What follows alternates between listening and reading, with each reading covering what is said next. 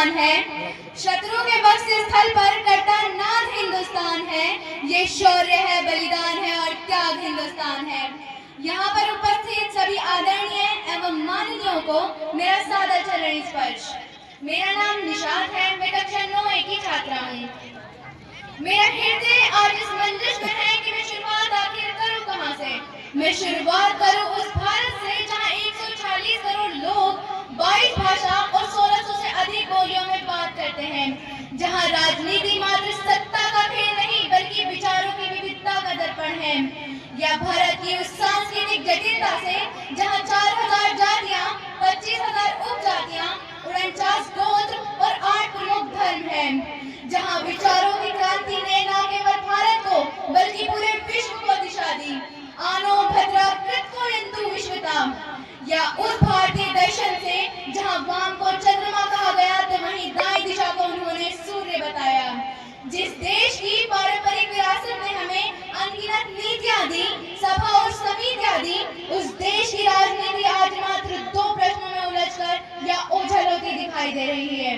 आज आवश्यकता है इसके मूल्य को समझने की, और इसके मूल्य को समझकर वामपंथ का सार है सामान्यता, जिस पर ऋग्वेद ने कहा समानो मंत्रा समिति समानी, अर्थात सभी के लिए समान अवसर और समान न्याय हो। आधुनिक भारत में भूमि सुधारकों से लेकर शिक्षा के अधिकार पर वामपंथ ने गरीब और दबे कुचले लोगों की आवाज बनने का प्रयास किया। तो वहीं दक्षिण पंथ का सार है परंपरावादी, जिस पर चाणक्य के अर्थशास्त्र ने कहा प्रजा सुखे सुखम लागे है, अर्थात प्रजा के सुख में ही राजा का सुख है, जो कि हमारी संस्कृति और राष्ट्र की सुरक्षा को बढ़ावा देना रहा। आज आवश्यकता है ये समझने की कि हमारे भारतीय राजनीति की जड़ें कितनी गहरी और समृद्ध रही हैं। तकनीक जानने वाला युवा अब्दुल कलाम बने, IIT NIT से पढ़ने वाला छात्र नासा के लिए नहीं अभी तो इसरो के लिए काम करें। हम फुटबॉल, हॉकी, कबड्डी खेलें, परंतु भारत के लिए खेलें। यदि कोई हेमा दास दौड़कर नारी सशक्तिकरण का उदाहरण देती हुई स्वर्ण जीते, परंतु भारत के लिए जीते। हमारे देश का युवा आगे आए और देश हित में नीरज चोपड़ा की तरह भाला फेंके। रचनाएं ऐसी रची जाएं कि साहित्य का नोबेल भारत को प्राप्त हो। हम शिष्टाचार यूं अपनाएं कि जापान से पहले भारत का नाम हो। इसी के साथ पर्यावरण संरक्षण के साथ अतिथि देवो भव की भावना को जागृत करने की आवश्यकता है।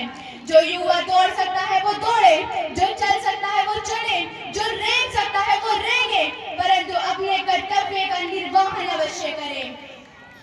इसी के साथ जिंदगी की गर्जान की भांति मैं नेतृत्व क्षमता के साथ मैं युवाओं का आह्वान करना चाहूंगी कि गौरवशाली था भूत, भविष्य भी महान है, कि गौरवशाली था भूत, भविष्य भी महान है, अगर संभाले हम उसे जो वर्तमान है। इसीलिए उठो जवान देश के वसुंधरा पुकारती, उठो जवान देश के वसुंधरा पुकारती, ये देश है पुकारता, पुकारती मां भारती। जय हिंद।